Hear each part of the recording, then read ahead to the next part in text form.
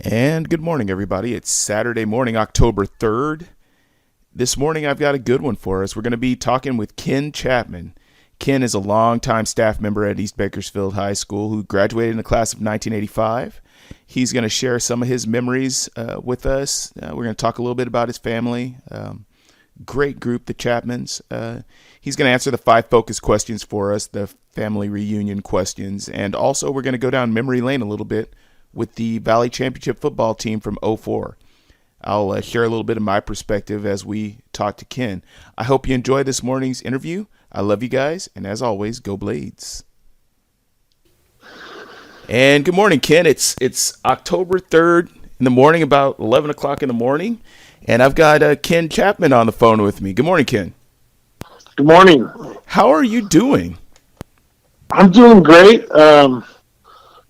Teaching from home's been a challenge, but it's getting easier as we go along, and I guess me and the kids both are getting more used to it. So that's been going well, and the family's doing fine. My wife's been working through this whole thing. So your wife started a new job this year, right? Yeah. She's just got promoted again to the executive director of curriculum and instruction for Bakersfield City School District. Well, tell her congratulations. She's awesome administrator, and I admire her for the hard work that she does. So tell her congratulations on that for us. I'll do that. Yeah, she really loves it over there. She fell right in with it and really likes it there. So she's been very happy. So we're fortunate. That's awesome. That's good to hear. Like I said, tell her congratulations. I know she works hard. I will. I'm glad that we got her in Bakersfield. So tell her congratulations. How are your kids doing? Kids are doing great. Both of them are still in school. Ryan's doing a computer science study at Cal State Bakersfield, and Ethan's at Centennial band guy and doing good in classes. So everybody's been doing well. Very good. That's cool to hear. Yeah. Also, tell them I said hi.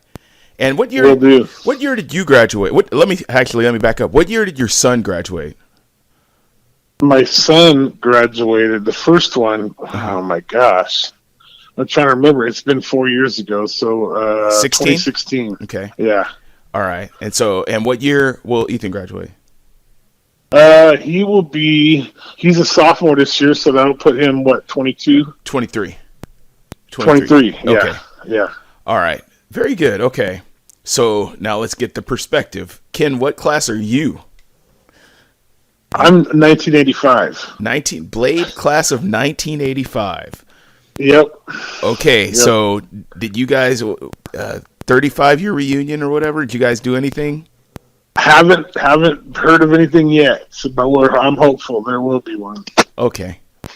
Very cool. All right. So as you know, I ask 5 questions each week just to let people catch up with you and to give you a chance to reflect. So I'm going to go ahead and roll into the 5 questions if you're ready, Ken. Yeah, I'm ready. Okay.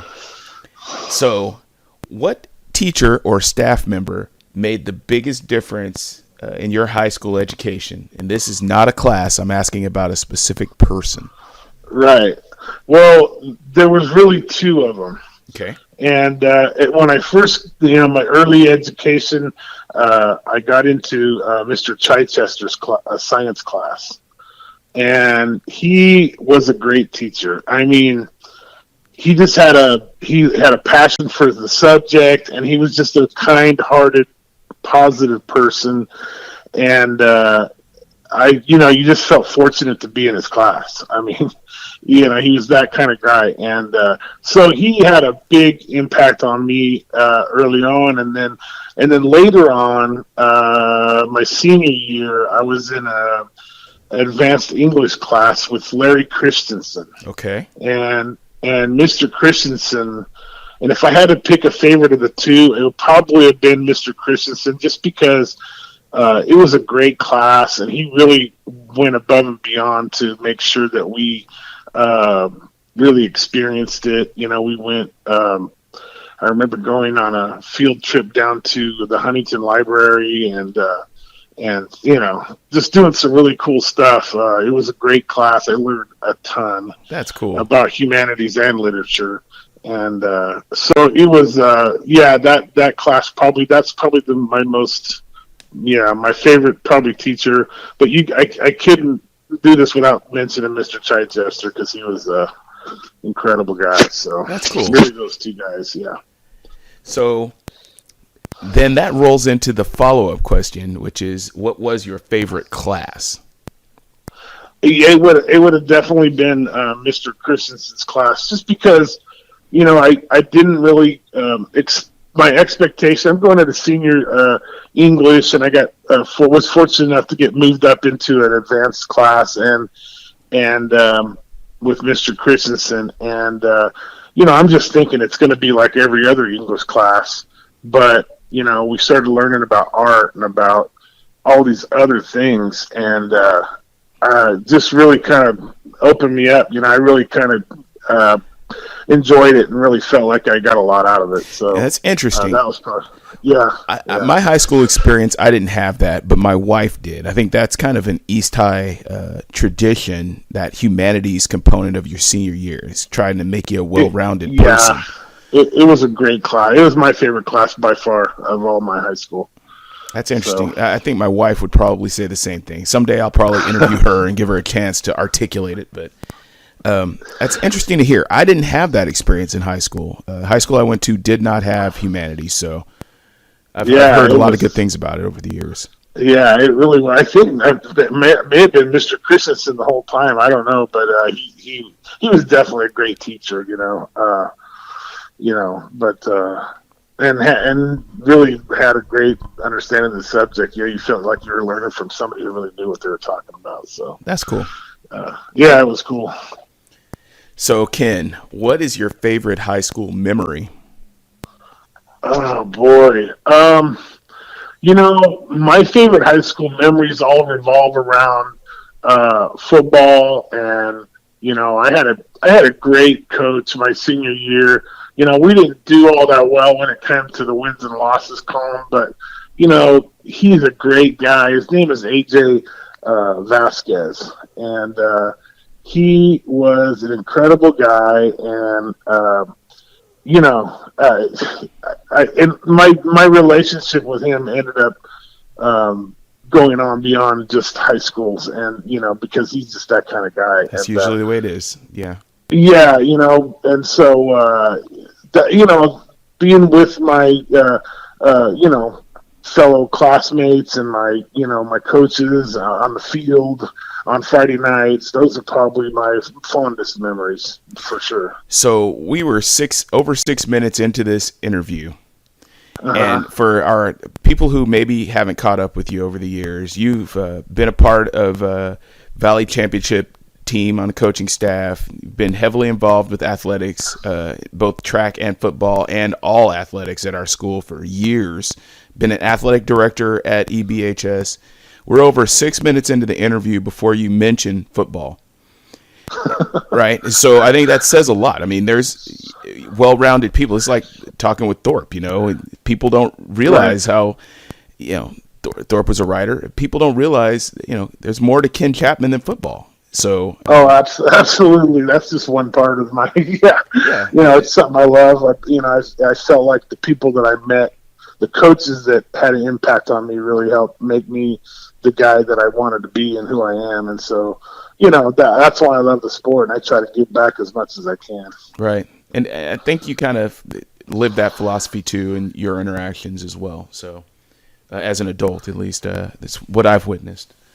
I try. Yeah. I try. So here's where things start getting complicated for people, I've noticed, when I ask these questions. So here goes the first, Ken. What is one piece of advice you would go back and give yourself right before you started your freshman year? Oh, that's easy for me. Okay. Going through school in high school, and I figured it out when I got to college, but when I was in high school, academically, I never did bad in classes, but I never really was the guy that was trying to get the A. You know what I mean? I was like, okay, well, if I do this, I can get a B. I wish I would have had I wish I would have been a lot more motivated and competitive in the classroom as I was out on the football field. Because I mean, I enjoyed the classes, and if I enjoyed them, then I did well. If it was a class I didn't really enjoy, I'd get a B or a C. But my grades could have been way better. And I wish so if I was to speak with myself before that, I would definitely have that conversation. I had great parents, and they were very supportive and everything. But hey, as long as you didn't get bad grades, they weren't really on you about stuff. So I wish I would have kind of been more self-motivated when it came to that kind of stuff. But I could have done way better than I did. But it is what it is. But that would be my advice to myself. Okay. So then, what advice would you give to kids today? Honestly, I think I would give them the same advice I would have gave myself is, listen, you're going to get one shot at this academically, and you got to do well. It's important to your future. It's important to you. You're going to get out of it a lot more than you think you would. And, those are the kind of things that I would try to push into the younger. And I agree, hey, listen, you'd be the best football player in the world, but if you're not there academically, it doesn't matter. You're not going to go to the games, and you're not going to go to the USCs because you can't get in. So you got to take that stuff seriously. You got to be as competitive in the classroom as you are on the field. And if you do that, things will take care of themselves. Okay. So all right. That's kind of what that's how I would That's put good it. advice. It's good advice, particularly for some of our athletes who have more to give academically than they are able to really show most of the time. I think that's great advice. Yeah, and I think like with me, it was probably immaturity, and I'm sure it is a lot with them too. We're just kids, and we wanted to have fun. Yeah. Sometimes algebra wasn't all that fun, but anyway, you got to take that stuff seriously because it matters. It does. It's important. So. Can't tell them that enough. I agree. All right, and now the last question. What does it mean to you to be a Blade? Well, for me, my mom and dad were both Blades and East High graduates. My uncles and aunts were all East High graduates. Pretty much everybody I knew growing up was an East High graduate, and so it was never a question of where I was going to go. And so me, my brother, and my sister are all Blades. I mean, pretty much it's like a family legacy for me. It's who I am. It's where I grew up. It's you could take the kid out of East Bakersfield, but you can't take the East Bakersfield out of the kid. That's just how it is. So yeah, I've kind of noticed that over the years. Yeah. So I definitely feel like it's a legacy, and I care about the school immensely, and I care about the kids, and I think that comes across, and so I love what I do. It's almost like you don't have a job. I just go to this place, and they just happen to pay me. That's awesome. So yeah, it's I love it. It's just it's a good community. It's so unique, in anybody you talk to, even if they're not from East High, will agree with that. It's one of a kind place, and the people there care about each other, and they come from all kind of different backgrounds, but they all seem to be family all in one place, and that means a lot to me. That sounds awesome, Ken. So, do you have any other anything else that you would like to share with our audience? Anything you didn't get to say? Well, the only thing I would share is, I had a lot of great moments while I was a student there, but being a staff member, and, I couldn't do this without mentioning that 2004 Valley Championship team. I mean, it was a special time, and the people that were there, even if you weren't you didn't have to be a part of the football team to understand how special it was. Everybody kind of saw it. It was, one of those things where, nobody believed we could win a Valley except for us. And we did it, and it was special. And those kids, I mean, we still keep in touch and stuff like that. I think I need to ask you a little bit about that season, I think, before we go, because that was such a special season. To give you and the audience a frame of reference, I was hired to the district to be a police officer. And at the time, I was not yet East High's police officer. I was assigned to the adult school. But there's no adult school football team. So every Friday night, I got farmed out to go work at a football game.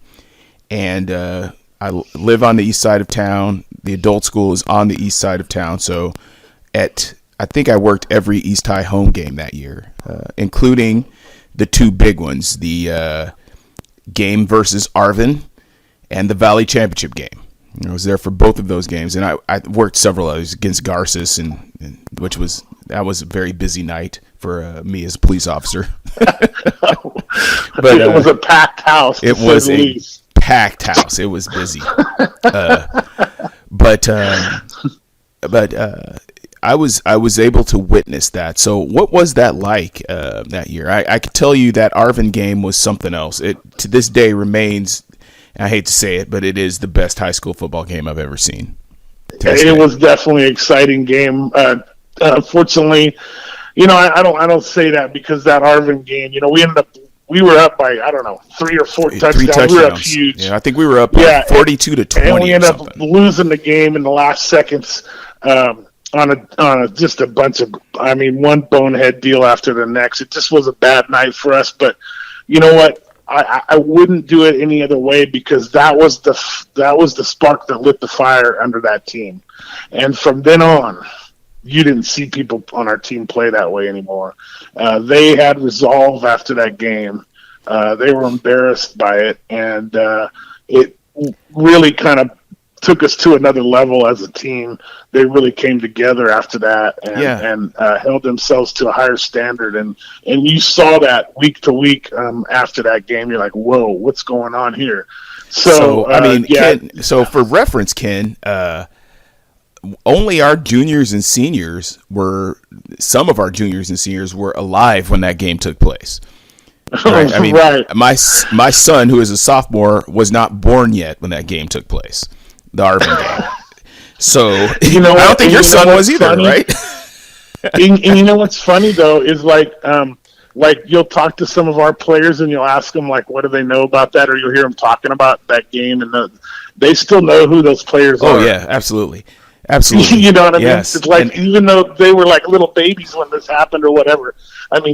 Those guys they still know who they are. Well, and I think my what I want to make sure we don't let get by is there's a lot of adversity that came out of that game. That absolutely. Football team, when we played Arvin, this is just my recollection from the outside, I felt like we were a very good football team. And we went from being a very good football team to a championship team out of that adversity. Yes. So we were up 3 touchdowns in the fourth quarter and lost.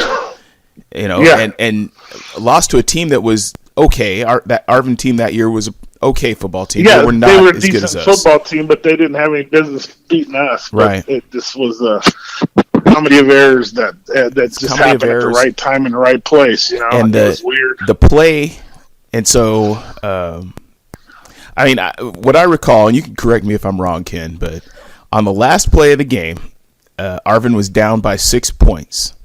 Mm-hmm. And their quarterback went back to throw basically a 45-yard bomb to try to win the game.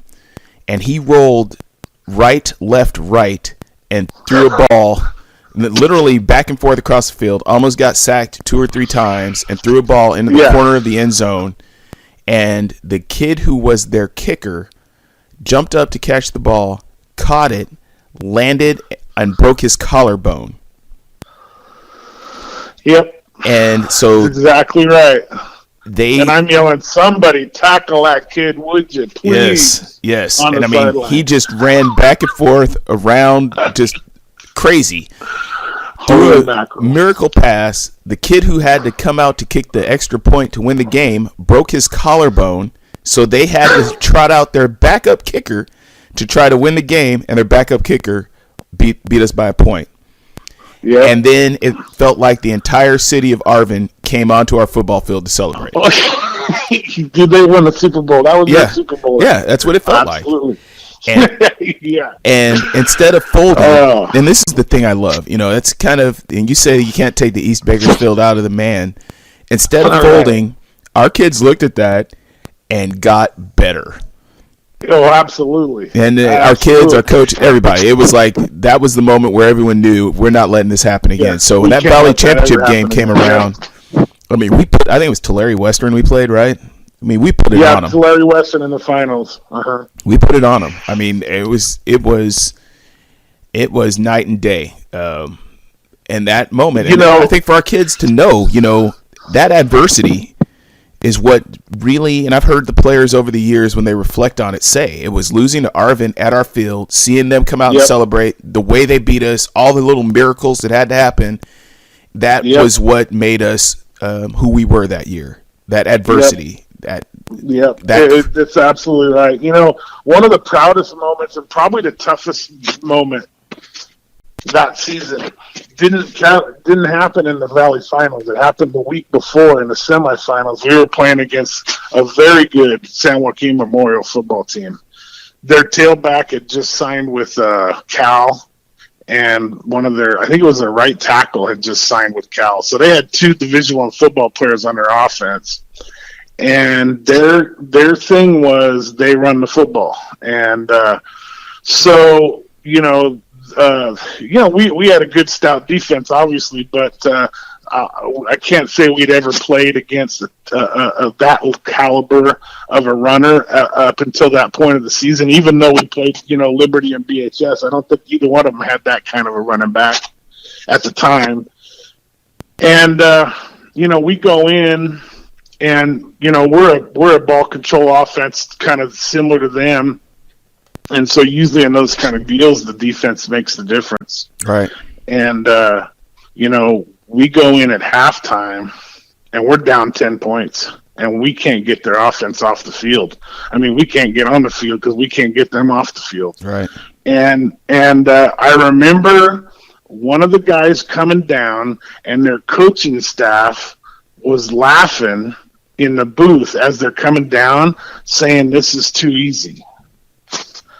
And that got back to the coaching staff. Oh boy. And then it got back to the team. And we made some adjustments defensively at the halftime. And, coaches could come up with all the X's and O's they want, but if the team doesn't go out there and believe in it and execute it, Yeah, it doesn't matter what the coach doesn't says. matter. Yep. Okay?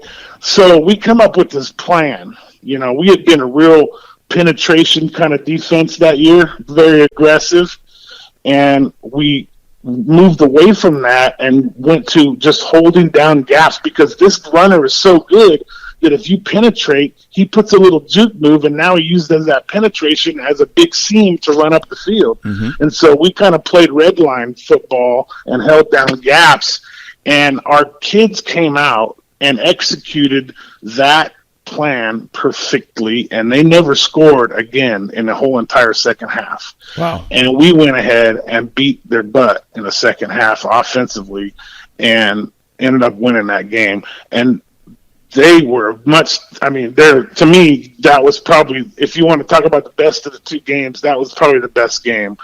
The Valley game. See, and as a police officer, we don't travel to those out-of-town games usually. So I didn't get to go up and see that semifinal game. Unfortunately, that one was at home. We were the number one seed going in that year, so we had all the home games. But you probably were at one of the others. I must have been a different one. Yeah, Stockdale was they were on a good run that year too, as in the Division I. So I'm sure they had everybody split up all over the place. But I remember what it was. I was actually, my son was born. I was off that weekend for my son. Is that right? Yeah. Yep. Wow. Yep. That was mid-November. Yeah. Yeah, it was. Yep. And so the next week we played Tulare Western, and the funny part was one of the guy that was their head coach was the guy that I played with at Fresno State. So I knew that's cool. De Silva was his name, and I knew him real well. And he came in, and we went from the team San Joaquin that was just they're going to run over you to the team that didn't run the ball at all, and these guys are like a wide open, spread, throw the ball down the field offense. Yeah. Which really kind of played more into our hand. I mean, we were much better matching up against that kind of a team than we were a team that would just bigger, stronger, and muscleless down the field. So, it was kind of I felt more confident. I don't know if the kids did or not, but I felt more confident going into that game. And then I show up and they have a sign. I think they're the Mustangs, if I remember right. And it said they had a sign up in the bleachers on the visitor side, and it said Mustang Country. Wow. And I go, what the hell? And so, that became locker room. I remember those kids. It did not take much to get that particular team fired up, though. Oh, no. It just had to be something like, if you had a sign that was disrespectful, that's all they needed. Yeah. They had a chip on their shoulder, Yeah, it didn't take much. You just had to look for it. It'd take you 30 seconds to find something that would get them fired up enough to go out and get it done. I mean, they were something else. And, Coach Chapman knows how to press those kind of buttons pretty good. Yeah. So we used that stuff, and I went up to Louis after the game. I go, man, you should have taken that Mustang Country sign down. That was a bad idea. He goes, really? I go, dude, our kids, that just pissed them off. They were freaking wanted to tear you up before you even got on the field. It did not take much for that team to get going. No, they just needed something. No. They're just competitive kids. Yeah. They still are. They're competitive mid now. Absolutely. And that's the thing about sports. I've got a great story, and this just happened like maybe over the summer. So I get a call from Chris King, who was really the captain of that team. He was the leader of the team. Him and his twin brother Mike were like the core of that whole football team.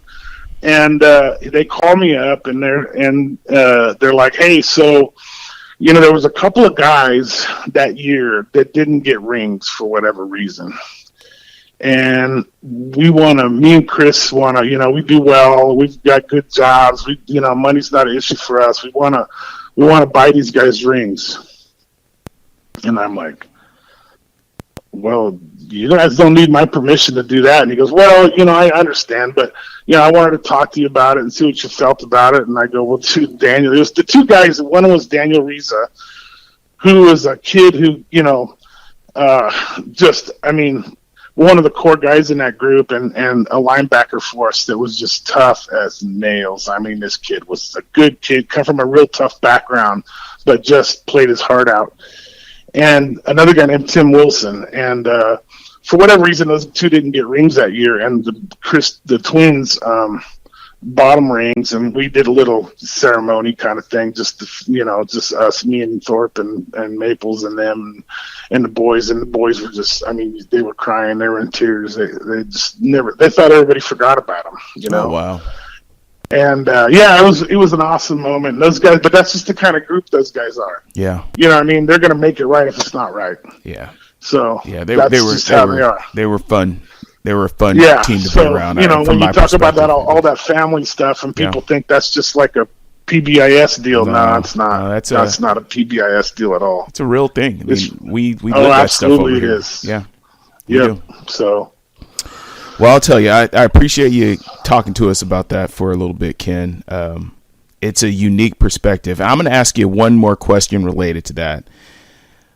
Who did we beat that year? I think a lot of times because of the way leagues are now and stuff, people don't wrap their minds around exactly how good that football team was and who all we played. So the biggest win of the year, and for us going in, really from day one, we had 3 goals: win league, beat BHS, and win a Valley.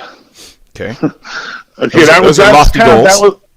Those are very lofty goals. Yeah. Okay, but that was what we marched around telling ourselves we were going to do. So that was what that team was about. So we show up and we're playing at BHS, and again we're down at halftime. Talk about adversity. This team, teams, a lot of teams, they get down against BHS at home, and then second half starts and it just falls to pieces. Right. And that's just not what these guys were about. And we came out in the second half. We had made some adjustments. Came out in the second half. We beat BHS at home on Driller Field. Probably the last time East High's done that. I don't know, but I'm pretty sure. And that was a huge win because, I mean, the Drillers were a top-ranked team. They were, they're the Drillers. So, for us to beat them, and they're a Division I team and we're a Division II team, it gave us the number one seed, which is what we were looking for out of that game. And when you got the number one seed and you've got home throughout, I mean, you're in the driver's seat, and that's where we wanted to be. Right. Now we played the very next week against Liberty, and if we beat Liberty, we're the league champions.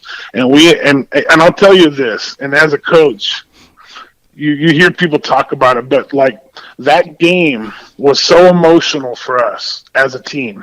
Winning that game and marking that off our list, it was like we just played the Super Bowl and we had to show up the next week and play another one. Right. Yeah. And it was like we were flat. This team, they were the kind of kids that had to be, going 100 miles an hour, just be excited. And it was like the emotion was all drained out. Right. You know what I mean? Right. We hadn't had enough time to kind of recharge. And so we didn't play our best game against Liberty. We played well, but not well enough to win. And we ended up losing to Liberty. But again, they're a Division I team, so it didn't affect our standing. And then we started the playoffs the very next week, and that was when we had a first-round bye, so we got like a week off. And it was able to reset our batteries at that point, you know. It seemed like that team really had a lot of – even the losses were wins, is how I reflected on that season. I think that Arvin loss was huge. So just changed the attitude about the kids had, never take a playoff. Never quit playing in a game, and they fought to the last whistle. There's no doubt about that Liberty loss. I think ever played. That made sure the kids didn't get too big of heads. That going into the playoffs with a loss to Liberty, that just kind of reset everything. And I looked at the season. It was just sometimes the stars smile on you, and that's kind of how I felt about that. It felt like a fairy tale at times, And then when you get a call from I don't remember who it was, but one of the senators or state senator, I think, hey, we want you guys to come up to the state capitol. Oh yeah. I mean, us? Yeah. Okay. And that picture's still hanging in the office. Yeah, it was a special time, man. And I remember I asked, well, what's the big deal? It turned out that the guy, the senator, his mother was an East High grad, and she was so just emotional about us winning that she called her son and like made the whole thing happen. And I'm like, isn't that awesome? 80 years, there's a lot of people that have been through our doors. Yep, absolutely. That is awesome. All right, well, Mr. Chapman, this is now the longest Blade Family Reunion podcast that we've done. I want to thank you. The last 15 minutes or so have been awesome football memory road, so I appreciate it. Anything else you want to tell our listening audience before we I tell you what, I appreciate you doing these. I've listened to the other ones you've done, and they're really, really nice, just to hear other people's perspective and things and stories. And so I appreciate you doing this, and, keep up the good work. Oh, thanks, Ken. I appreciate you, everything you've done and do for our kids, so I appreciate it. You take care. Say hi to the family for us, and I'll talk to you later. You got it. All right. Bye-bye. Bye.